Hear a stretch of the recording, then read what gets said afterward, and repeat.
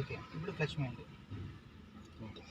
Gear first reverse gear. ఒక్క నిమిషం. Reverse gear ఎక్కడికొచ్చింది? ఈ బటన్ ఉంది కదా, దీన్ని కొంచెం పైకి లేదు ఇట్లా అనాలా? రివర్స్ చేయాలి. ఓకే. ఇప్పుడు బ్రేక్ మీద ఓకే రివర్స్. నేనేస్తాను. ఒక్క నిమిషం ఆగండి. ఓకే. ఓకే. ఇప్పుడు బ్రేక్ మీద కాల్ తీసి ఎక్స్లరేటర్ మీద పెట్టుకోండి. చిన్న క్లచ్ ఎక్స్లరేటర్ ఇవ్వకండి. ఎక్సలేటర్ తీయద్దు. ఎక్సలేటర్ అనొద్దా? చిన్న క్లచ్ వదలండి. రైట్ సైడ్ కట్ చేసుకోండి. కట్ ఇట్లాగా? చేసుకోండి. అంతే. క్లచ్ వదులుతుంటే సరిపోతుందిగా. క్లచ్ వదిలితే వెనక్కి వెళ్ళిపోతుంది. నువ్వు హ్యాండ్ బ్రేక్ తీసేసావు కదా మామ, ఆటోమేటిక్గా వెనక్కి వెళ్ళిద్ది ఇంకా క్లచ్ వదిలితే, ఎందుకంటే డౌన్కున్నాంగా.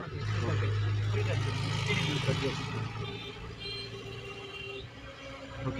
ఇంకా వెనక్కి పోనీ. ఇంకొక క్లచ్ తీస్తాను. ఆఫ్ చేసుకోండి. ఇప్పుడు మళ్ళీ వెనక్కి స్టెప్ అని.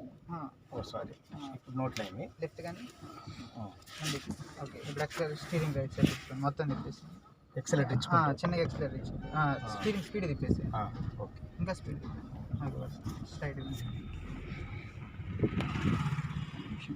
ఓకే. ఎక్సలరేటర్ స్పీడ్ స్ట్రైట్ కానీ. Second gear పడ్డదండి.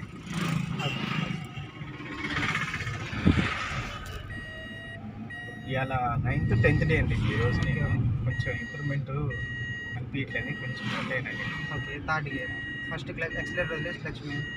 ఓకేగా. ఒక స్టెప్ ముందు కానీ సైడ్ ముందుకు మళ్ళీ. ఓకే. స్టీరింగ్ అనేది ఒకేసారి జిగ్జాగ్ రైట్ లెఫ్ట్ అనకండి, జస్ట్ అట్లే పట్టుకోండి. ప్లేన్ ఫ్రీగా పట్టుకోండి, టెన్షన్ పట్టుకోండి.